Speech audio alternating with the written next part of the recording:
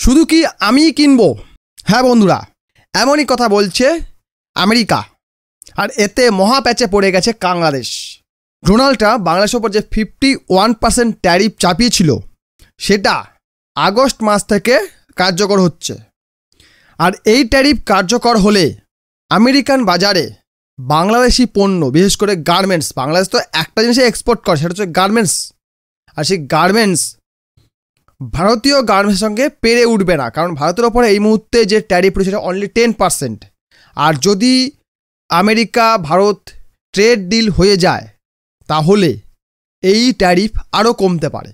আর সেই কারণেই ডোনাল্ড ট্রাম্পের কাছে বাংলাদেশের পাপের সরকার ট্যারিফ কমানোর আর্জি জানিয়েছিল, মানে অনুরোধ জানিয়েছিল, তার পা ধরে বলছিল, ডোনাল্ড ট্রাম্প প্লিজ আমাদের পেছনে উংলি করা ছাড়ুন, আমরা পারছি না, একেই আমরা মরছি, তারপরে আপনার ট্যারিফ চাপাচ্ছেন, এরকম করবেন না, আমরা মরে যাব, আমরা এমনিতেই ভিখারির দল, খেতে ঠিক করে পাই না, যাও একটু আধটু পেতাম, একবেলা খেতে পেতাম, আপনার এই ট্যারিফের ঠেলায় আমরা সেটাও পাবো না, প্লিজ আমাদেরকে একটু দেখুন, আমরা আপনার পা চেটে দিচ্ছি। তখন ট্রাম্প বলছে, দেখ বেটা কাংলুর দল, শুধু কি আমি কিনে যাব নাকি? হ্যাঁ, শুধু আমি কিনে যাব, তোরা কি কিনবি না? আমি কি মাল বেচবো না?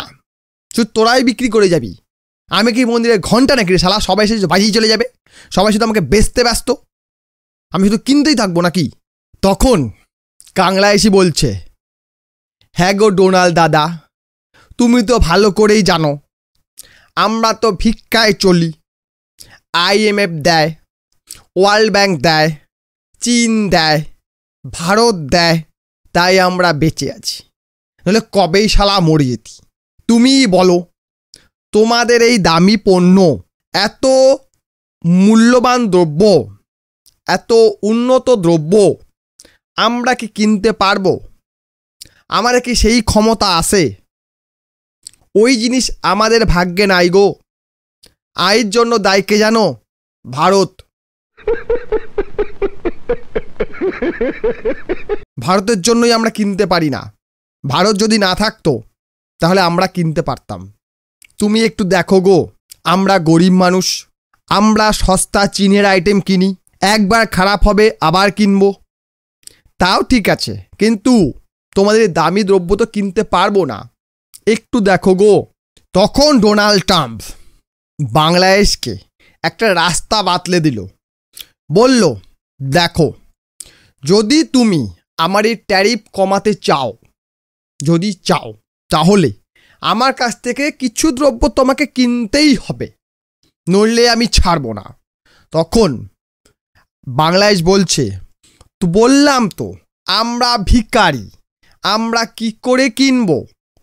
তখন ট্রাম্প বললেন, আরে জানি তোরা ভিখারি, তবুও শোন না রে কথাটা আগে, আমার কাছ থেকে কিছু উড়োজাহাজ কিনে নে। কি কিনবো? উড়োজাহাজ। উড়বি? আরে ভাই তেল কেনার তো টাকা নেই, জানার দরকার নেই, তেল কেনার টাকা আছে কি নেই জানার দরকার নেই, সাজিয়ে রাখবি, নিলাম করে দিবি, বেচে দিবি, কিন্তু আমার থেকে কিনতে হবে। আচ্ছা বেশ, শুধু তাই নয়, আরও আছে। বলছে আরও আছে? আর কি আছে গো?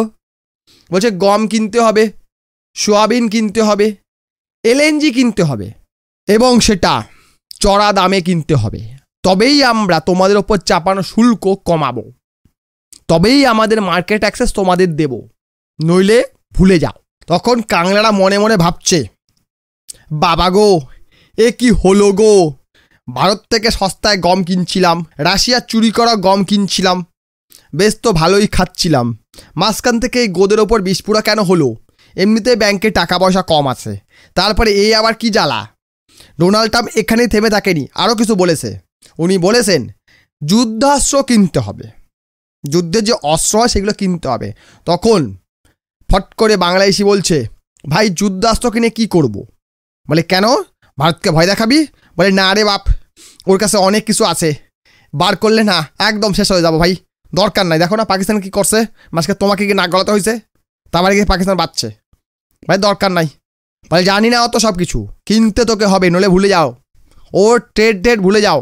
তখন বাংলাদেশ নাকি বাধ্য হয়ে কিছু প্লেনে অর্ডার দিছে, শোনা যাচ্ছে 25টা প্লেনেকে অর্ডার দিছে।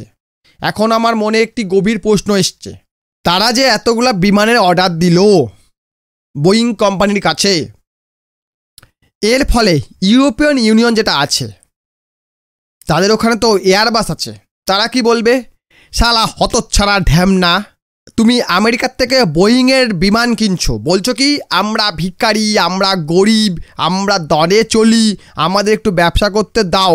আর সেই কথা শুনে আমরা দয়া তোকে ব্যবসা করতে দিলাম, এখন আমেরিকা যে প্রেশার দিল 25টা বিমান অর্ডার দিয়ে দিলি, ঠিক আছে আমাদের এয়ারবাস থেকেও 25টা বিমান কিনতে হবে। তখন কি করবে আমাদের এই নুনু বেল, তার তো এমনিতে নুনু শুকায় গেছে, তারপরে কি করবে, এটাই চিন্তা। আর 2 নম্বর প্রশ্ন, এই যে 25টা বিমান নিয়ে আসবে, এটাকে সত্যি সাজায় রাখবে শুধু, কেন এদের দেশের লোক তো টাকা পয়সা নাই, সব তো ওই মালয়েশিয়া, ওমান, সৌদি এইসব যাওয়ার জন্য ব্যবহৃত হয়, আর তো যেতে পারে না। এখন মালয়েশিয়া তো নাকি ভুড়ি ভুড়ি বাংলাদেশ থেকে দেশে ঘাত ধরে পাঠাচ্ছে, বলে বাক্সালা এখান থেকে, চোর ডাকাত ছিনতাই ভাগ এখান থেকে, এভাবে ভাগাচ্ছে। তাহলে এই বিমানগুলো তারা করবে কি? 2 নম্বর কথা, বিমান যেরকম দাঁড়িয়ে থাকে তো নষ্ট হবে, দাঁড়িয়েই থাকবে, প্রথমে জ্বালানি নেই, 2 নম্বর প্যাসেঞ্জারও নেই, যে টিকিটে পয়সাটা অগ্রিম নিয়ে জ্বালানি কিনে এনে ভরে বিমান চালাবে, তাও তো উপায় নেই, তো করবে এটা কি? আর এটা যদি না হয়, মানে আমেরিকার থেকে বাংলাদেশ যদি বিমান না কেনে, যদিও শোনা যাচ্ছে কি অর্ডার দিয়েছে, দুজন অর্ডারটা ক্যান্সেল করে দেয়, বলে আমি নেবো না ভাই, আজকে দিলে তো কালকেই মাল ডেলিভারি হবে না, সময় লাগবে। যদি বললো ভাই আমি নেব না, তখন আমেরিকা যদি তাদের মার্কেট থেকে বাংলাদেশকে ছুমান্তর করে দেয়, ফুস বেরিয়ে যা, তাহলে বাংলাদেশে $10 বিলিয়ন এক্সপোর্ট কমে যাবে। আগে হ্যাঁ, $10 বিলিয়ন এক্সপোর্ট করতো শুধুমাত্র আমেরিকান বাজারে বাংলাদেশিরা, সেটা কমে যাবে। এছাড়াও গার্মেন্টস প্রোডাকশনের কষ্টও বেড়ে যাবে। কেন বাড়বে? আমেরিকা চাপ দিয়েছে তুলাও কিনতে হবে। আগে ভারত থেকে তুলা কিনতো, ম্যাক্সিমাম তুলা ভারত উৎপাদন করে, চীন এবং ভারত, তাই ভারত থেকে তুলা কিনতো, সস্তায় পড়তো। এখন ভারত সেটাও বন্ধ করে দিতে এখন ওরা অন্য জায়গায় খোঁজ করছিল, আমেরিকা বলছে ভাই আমার থেকে নিয়ে যা তুলা নিয়ে যা। আর যদি এটা হয় তাহলে এতটা ঘুরে আসতে হবে প্রথমত, দ্বিতীয়ত আমেরিকান প্রোডাক্টের দাম বেশি, কাজেই বাংলাদেশ এখন কি করবে এটাই হচ্ছে সবচেয়ে বড় কথা। তারা এখন মহা ফ্যাসাদে পড়ে গেছে, এইসব জিনিস কেনো, নয় হাই ট্যারিফ দিয়ে ব্যবসা করো, যেটা সম্ভব নয়। তাই আমেরিকা খুশি করতে বাংলাদেশ কি করবে এটাই দেখার। তবে হ্যাঁ, এর জন্য ভাই বাংলাদেশ সত্যি সত্যি আবার ভারতকে দোষ দিয়ে বসিস না, কারণ এর জন্য ভারত দায়ী।